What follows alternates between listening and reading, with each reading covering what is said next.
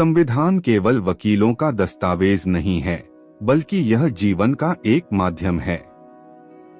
राजनीति में हिस्सा न लेने का सबसे बड़ा दंड यह है कि अयोग्य व्यक्ति आप पर शासन करने लगता है।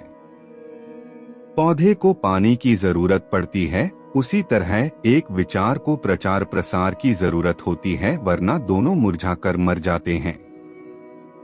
मंदिर जाने वाले लोगों की लंबी कतारें जिस दिन पुस्तकालय की ओर बढ़ेगी, उस दिन मेरे इस देश को महाशक्ति बनने से कोई रोक नहीं सकता है।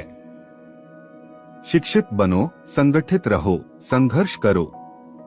कानून और व्यवस्था राजनीति के शरीर की दवाएं हैं, और जब शरीर बीमार हो जाए तो दवाइयों को अपना काम करना चाहिए। शिक्षा का उद्देश्य लोगों को नैतिक और सामाजिक बनाना है। हमें शिक्षा के प्रसार को उतना ही महत्व देना चाहिए जितना कि हम राजनीतिक आंदोलन को महत्व देते हैं। मैं किसी समाज की उन्नति को महिलाओं की उन्नति से मापता हूँ। ज्ञान का विकास ही मनुष्य का अंतिम लक्ष्य होना चाहिए। देश के विकास से पहले अपनी बुद्धि के विकास की आवश्यकता है। वो इतिहास नहीं बना सकते जो इतिहास को भूल जाते हैं। मैं ऐसे धर्म को मानता हूँ जो स्वतंत्रता, समानता और भाईचारा सिखाता है।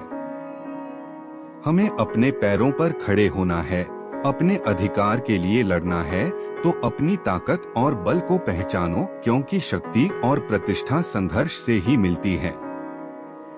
जो व्यक्ति अपनी मौत को हमेशा याद रखता है, वह सदा अच्छे कार्य में लगा रहता है। बुद्धि का विकास मानव के अस्तित्व का अंतिम लक्ष्य होना चाहिए। यदि हम आधुनिक विकसित भारत चाहते हैं, तो सभी धर्मों को एक होना पड़ेगा। हमें हमारे लक्ष्य को प्राप्त करने के लिए हर वो मुमकिन कोशिश करनी चाहिए जो हमसे हो सके। लोगों को अपनी किस्मत के बजाय अपनी मजबूती पर विश्वास करना चाहिए।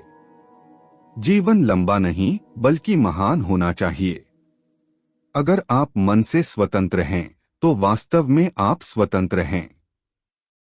जिस तरह मनुष्य नश्वर है, ठीक उसी तरह विचार भी नश्वर हैं। अच्छा दिखने के लिए नहीं, बल्कि अच्छा बनने के लिए जियो। जब तक आप सामाजिक स्वतंत्रता नहीं हासिल कर लेते, कानून आपको जो भी स्वतंत्रता देता है, वो आपके लिए बेमानी है।